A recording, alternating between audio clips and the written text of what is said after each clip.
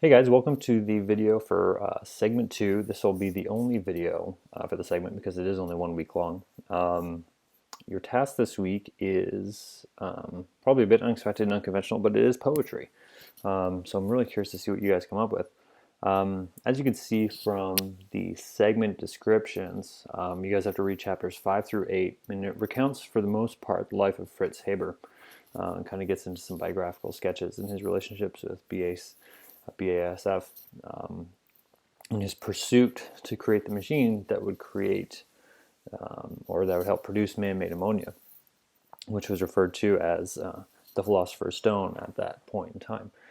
And the reason why I'm having you guys think about it, or think about ammonia poetically, is I was kind of inspired by Hager's inclusion of Pablo Neruda's poetry in that chapter sequence in chapters 5 through 8, where he's describing the nature of the workers in the nitrate fields in Peru, the Chilean workers specifically. And Pablo Neruda has political overtones to him, in the sense that he was equally important politically as he was poetically, and the boundary between those wasn't always as distinct or clear. So I thought it would be good to get you guys to just write a poem about ammonia or the process of making ammonia. Because one part, and I talked about this in the segment description, because it might seem to be unrelated to technical writing, but technical writing is often focused on communicating something to a specific audience for their understanding. And sometimes metaphor, which is a part of figurative language, right, can help someone understand something, or serves as an entry point to kind of help them understand the system or help them understand a concept.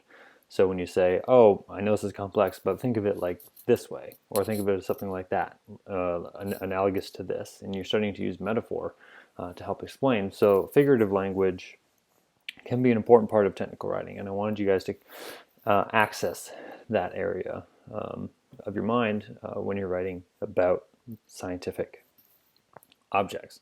So it's a bit unconventional. I know it's kind of a big shift from writing from the instructions and the descriptions, which were aimed at clear language, clear, concise, literal language, where you're actually giving definitions using scientific terminology, switching right to talking about ammonia, which is going to be the center of your poem, the center image of your poem. Talk about it metaphorically. Now, I would suggest that you begin with Wallace Stevens' poem, 13 Ways Looking at a Blackbird, because it's not like a tips and techniques type of poem, but what it does is it kind of gets you to think about, well, it's multiple ways that you could think of a blackbird, because there are multiple entry points to think about ammonia, and all of your poems are going to be a bit different in the sense of what you are going to talk about.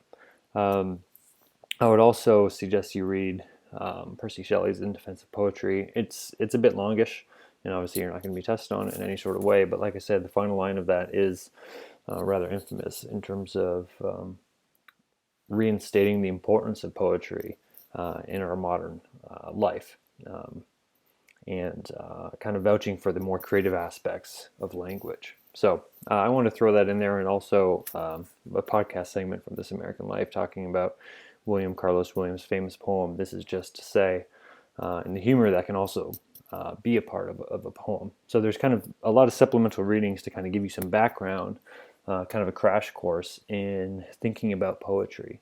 Shelley was writing, a little while ago, but it still is pertinent today. In the podcast, the This American Life segment is just Act 2 of that podcast, not the entire podcast. You can just listen to that, and it's, like I said, it's a humorous take on poetry to kind of get to thinking about the multiple interpretations that can happen through poetic language. So, like I said, you have your main task is to write a poem, right? In the center, it has to center on an image of ammonia, and that's what chapters 5 through 8 are kind of talking about.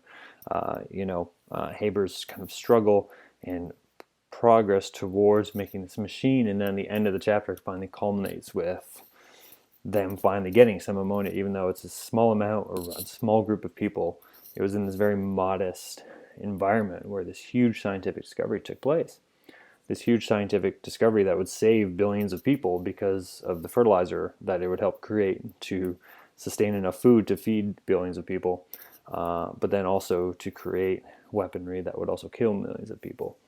And it happened in this very low-key, modest, mundane environment with just a couple of scientists in a very small, dark room.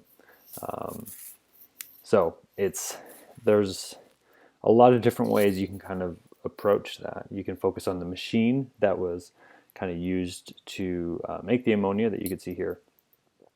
Or you could focus kind of more on maybe viewing it from his perspective or his life perspective.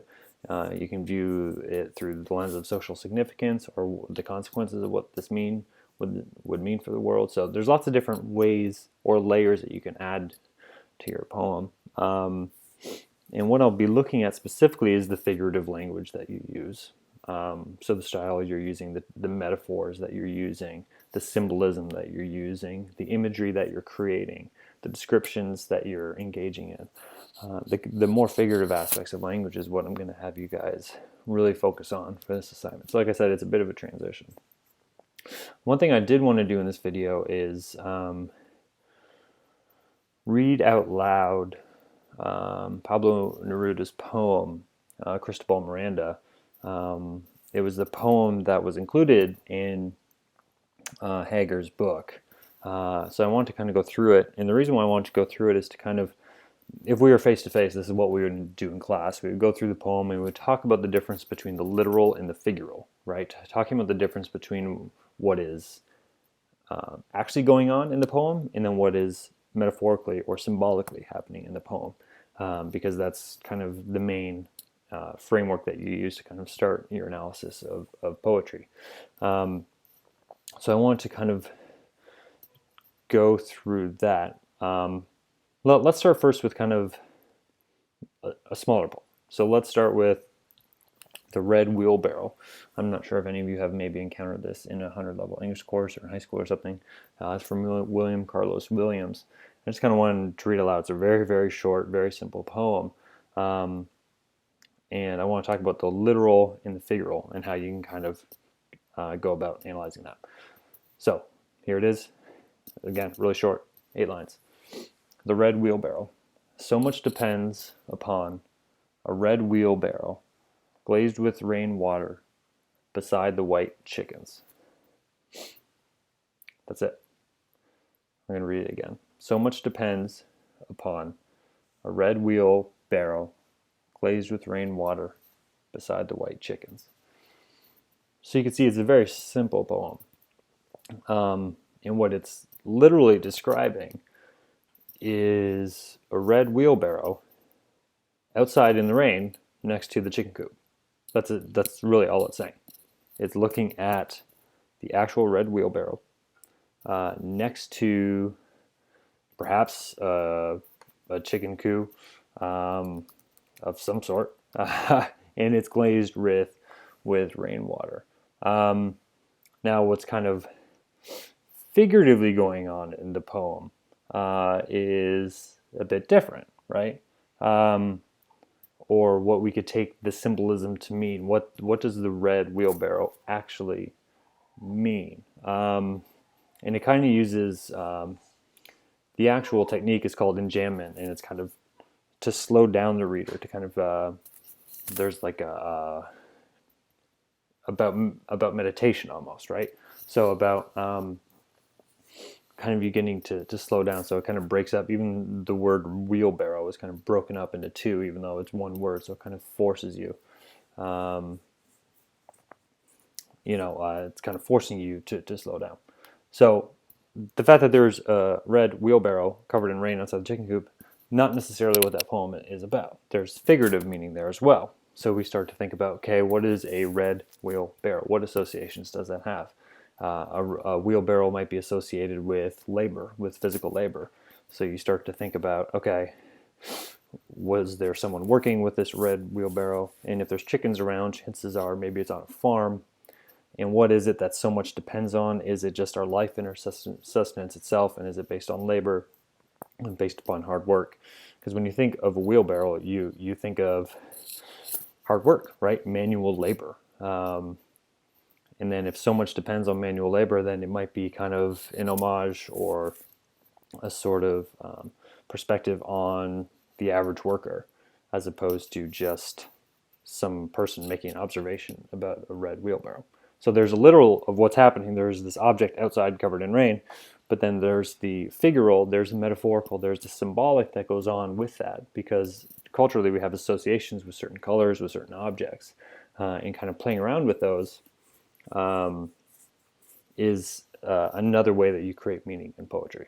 So that's just a pretty, I guess, basic example to kind of introduce to you to the literal and the figural. So, like I said, I want to read Cristobal Miranda, which is a poem about a stevedore, which is someone who would work at the docks. And that's what, again, what Hagar is talking about. Someone who works at the docks. So the way Hagar uses it in the book was to describe the actual nature of the workers' lives. And that's pretty consistent with the mission of Pablo Neruda, who was kind of focusing on workers' rights. And he was kind of offering a left-wing politic in South America at the time. So I'm going to have it on the screen here, and you can kind of follow along. What I want you to do is I want you to pay attention to what is actually happening and what is figuratively happening. So what is Neruda kind of describing, and then what is he trying to mean by the imagery and the metaphor that he's using in his poems. Excuse me. So Cristobal Miranda is the name of one of the stevedores, which is a dock worker. So I'll start reading. You can follow along and maybe make some notes to kind of think about how maybe you want to write your poem on ammonia, because this might be a good model. This might be a good model that you could use. Okay. I knew you in the big bay boats, Cristobal, on a day when the nitrate came down to the sea's edge. In November's scalding investiture, I remember some ravished serenity, the summits of metal and the unmoving water, and a man wetted down in his sweat, moving a cargo of snow, whose trade is with boats. For nitrate moved with the snow, shed on the harrowing shoulders, blind in the boat holds, and falling. For the stevedores, the heroes of morning, bitten with acids, death's imminent time servers, taking the prodigal nitrate unshaken. Cristobal, this keepsake's for you, a shoveler's fellowship, hearts tumid with strain, the unascending eagles into whose breathing the acids and murderous gases have entered. For all good men brought down in the street, who wheel towards the broken cross of their pampa. Cristobal, no more of that now. This paper commends you to all mariners, men, blackened with boats in the bay. My eyes go with yours in this stint, my force in the heft of your shovel, in the desert's subsistence, standing near to you, loading the blood and the snow in unloading it. So it's kind of an homage to Cristobal. He's kind of literally describing. So in terms of the literal, and we can kind of have more of an open class discussion again if this were face to face. The actual literal is he's describing the actual working conditions of someone who would have been in the nitrate trade at the time. The types of working conditions that Hagar uses to insert Neruda into his text to kind of exemplify, right? So if you think about how Hagar actually uses Neruda, he's using him to kind of show the depths and kind of troublesome nature of the working conditions of most people in this nitrate trade, because we don't often get that perspective. So what he's literally offering here is insight into the actual nature of what it would mean to do work there. So he's kind of literally describing him shoveling and using his shoulders and kind of the sweat on the skin, literally describing the gases and the chemicals surrounding him. Um, and then if we think figuratively, right, we could focus on, I mean, this could be a few hours discussion, but you want to specifically think about the figurative language that he's using here as well. Language that would have to the audience meant something or had some sort of resonance or meaning, metaphorical meaning, social meaning, whatever it is, on that specific in that specific circumstance. So the one specifically that Hager actually uses in the book is about 2/3. Yeah, let's say 2/3 of the way down, I want to say. Talking about the unascending eagles, right? So, yeah, I guess it's more than halfway down. Sorry, I'm just going through. So, Cristobal, this keepsake is for you, a shoveler's fellowship, hearts tumid with strain. The unascending eagles, into whose breathing the acids and murderous gases have entered, for all good men brought down in the street, who wheel toward the broken cross of their pampa. So unascending eagles, right? That kind of imagery. When we think of an eagle, we think of someone who is kind of at the top of the hierarchy as kind of a ruler of a specific environment or ecosystem. Almost like there's a potential there. Like the essence of the eagle is one of greatness and is one of regality, is one of honor, right? Especially with an American audience, certainly we could understand that. So to describe an eagle as unascending, it almost means like they're being suppressed, right? So their beauty, their regality, their potential for rule is being suppressed by not being able to ascend to the top politically, which fits with Neruda's leftist politics in terms of workers' rights and kind of trying to give voice to the laborers that aren't really getting paid, that aren't really in good working conditions. This wasn't that long ago. It was the 19th century. So he's describing the men as the actual unascending eagles into whose breathing the acids and murderous gases have entered. So we start to see, for nitrate, right, from a scientific point of view, it created fertilizer to feed billions of people, and it also created the means to create weaponry to kill millions of people. So we had this kind of dichotomy, right? That Hager's kind of setting up. Neruda is only focusing on the negative parts about it and the murderous nature of the nitrate, not in terms of gunpowder and not in terms of the weaponry that we talked about over the last couple of weeks, or that you guys wrote about, but in terms of not only the scientific object that created the ammonia, but then the workers that had to then extract it. And there's murderousness going on there as well, going into the direct lungs of the unascending eagles.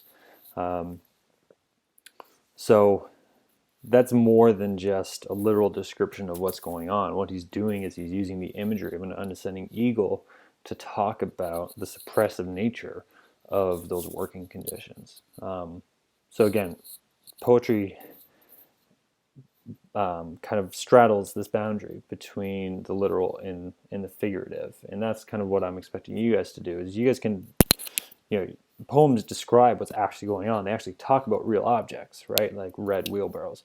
But the objects that you're choosing to write about and the way you're choosing to write about them and the way you're describing them is where the figurative comes in, is where the larger meaning comes in. And that's what I'm really interested in seeing you guys try out, I guess, right? So this isn't a poetry class, but I am going to see your ability to make kind of metaphorical imagery and description-based descriptions of ammonia. So the process of making ammonia, the machine that made ammonia. You can talk about Fritz Haber's life in the process of making ammonia. You can take kind of a more person-centered approach like Neruda does here. Because Neruda wasn't concerned about the larger nitrate trade, right? He didn't care about the economics of Chile and Peru. He didn't care about that. What he cared about was the people on whose backs that trade happened. And that was his lens, that was his focus. So you guys can choose focus. Going back to Wallace Stevens' 13 Ways of Looking at a Blackbird, there's hundreds of ways of looking at ammonia and the nitrate trade. So that is the assignment. Just one final statement. Again, poetry, and the reason why it's called poetic technologies and technological poetry is because there's the idea that technology and poetry are kind of separate, or that we can there's a kind of creative aspect about it and then the more technical aspect, and that these aren't really similar, right? Or that engineering and the actual machinery isn't poetic. And one example that I've come across, and one thing that got me interested in this was some of my work. I was studying the BP oil spill that happened in the Gulf Coast, in the Gulf of Mexico, in April 20th, 2010. And I don't know if you guys remember, it was, I mean, of course, it was 5 or 6 years ago, and the ramifications are still being felt today. But the actual name of the well of oil that Deepwater Horizon oil rig was extracting from was called the Macondo well. So, and the engineers and the scientists and geologists and the seismologists, they're it's not like poets come in and name specific wells. It's the actual engineers and the actual people who are doing the kind of topographical kind of work to kind of identify where the wells are. This is well 252, and they called it the Macondo well. Now, Macondo is the name of a fictional town in Gabriel Garcia Marquez's 100 Years of Solitude. And in that book, the town is fated to be destroyed by rain and windstorms. And the entire book is about the kind of rise and fall of this one small city that doesn't really have any contact with the outside world, but it's kind of a magical realism book. And the entire story is about the rise and fall of the city and how the city was essentially fated to be destroyed. So it was kind of, I guess, ironic, prophetic that they would call a well that was essentially fated to destroy big parts of the Gulf, Macondo, because that would be a very almost like a self-fulfilling prophecy that they would name it that. They called it that, of course, because the well that they knew the well was going to be uncertain, and they knew that it was going to be really difficult because it was one of the deepest wells they've ever drilled in, and also because it was going to be challenging to drill there because there's high risk, high reward because of the sea ground being uncertain and just the sheer depths. It was the deepest well that has ever been have oil extracted from in the Gulf of Mexico. So they kind of named it something that was about uncertainty and destruction in Macondo. So there's kind of always poetic elements to things that we just think are scientific and technological, such as drilling oil in the Gulf, which helps our industries function. So I'll leave you with that. The poetic and the technological aren't always separate. And in technical writing, sometimes you'll have to use metaphor and figurative language to help an audience better understand something in instructions. But one way you do that is through engaging with projects such as poetry. So I'm really, really interested to read your poems. I'm really interested to see the different perspectives that you guys take, the different images that you guys focus on. There is that one-page reflection, like I said, the second part of segment 2. So this is the only video that we'll have, and that's why it's quite long. Let me know if you have any questions or anything else. So, like I said, look forward to seeing what you guys come up with, and email me if you have any questions.